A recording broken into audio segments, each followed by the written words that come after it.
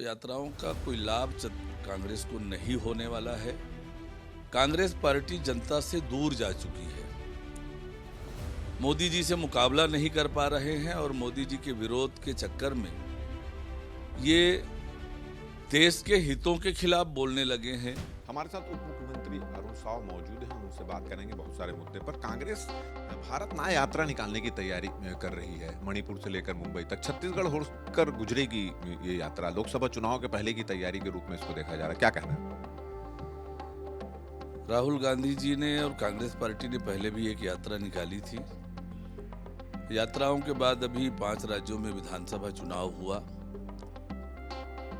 राजस्थान से उनकी सरकार चली गई, छत्तीसगढ़ से उनकी सरकार चली गई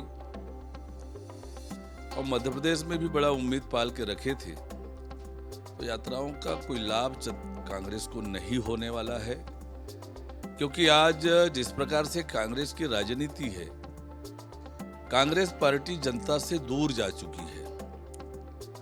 मोदी जी से मुकाबला नहीं कर पा रहे हैं और मोदी जी के विरोध के चक्कर में ये देश के हितों के खिलाफ बोलने लगे हैं, देश का विरोध करने लगे हैं। इसलिए इन यात्राओं का कांग्रेस को कोई लाभ नहीं होने वाला है। ये धान खरीदी थोड़ी सी सुस्त गति से चल रही है। चुनाव भी आ गया, आधे से भी कम धान खरीदी हुई है। किसान मांग कर रहे हैं कि धान खरीदी की मियाद बढ़ाना चाहिए। आप लोगों ने कुछ सोचा है क्या इस बारे में?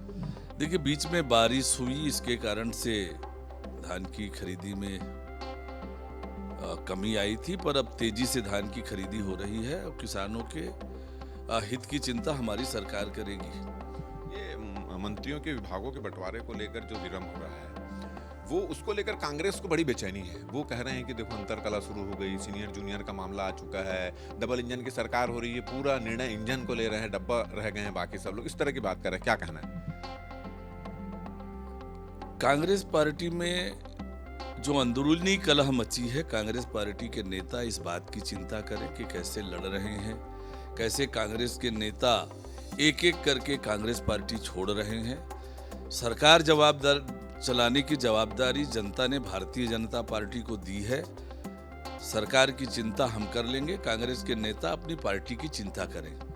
प्रधानमंत्री, गृह मंत्री, राष्ट्रीय अध्यक्ष, जितने भी नेता आए थे, उन्होंने कहा था कि मोदी की गारंटी है कि भ्रष्टाचारियों को नहीं बख्शा जाएगा। महोदय ऐप के आरोपियों के खिलाफ कार्रवाई हो रही है। सौरभ चंद्राकर को दुबई में नजरबंद कर लिया गया है, भारत आने की तैयारी चल रही। दीपक नेपाली करके एक आरोपी था, उसको गिरफ्तार कर लिया गया। अब इंतजार है कि भ्रष्टाचारियों और घोटालों पर कब कार्रवाई शुरू होगी। हमारी सरकार का बहुत स्पष्ट रूप से मानना है कि भ्रष्टाचारी कितना भी बड़ा क्यों ना हो, जिसने भी जनता का पैसा लूटा है, किसी भी कीमत पर बख्शा नहीं जाएगा। कड़ी कार्रवाई होगी और हमारी सरकार भ्रष्टाचार पर जीरो टॉलरेंस की नीति पर चलेगी। विधानसभा चुनाव अभी खत्म हुआ है। हम लोगों ने देखा कि नए और पुराने चेहरे दोनों को मिलाकर आप लोगों ने चुनाव लड़ा। अब लोकसभा की तैयारी है। ऐसे भी चर्चा है कि जो दिग्गज हार गए या जो दिग्गज जिनको मौका नहीं मिला उनको टिकट जाएगी। तो लोकसभा चुनाव में क्या मापदंड रहेगा आप लोगों को टिकट वितरण को लेकर खासकर?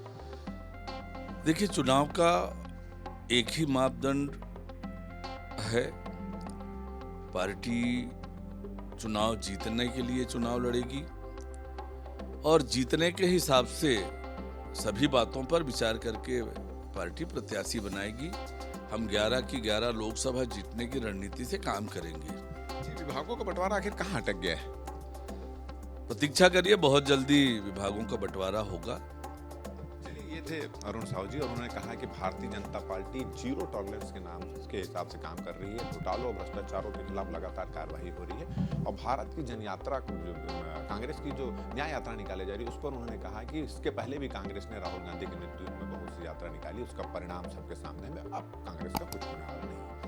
कैमरामैन नरेंद्र मार्कंडे के साथ राजेश मिश्रा, IBC 24।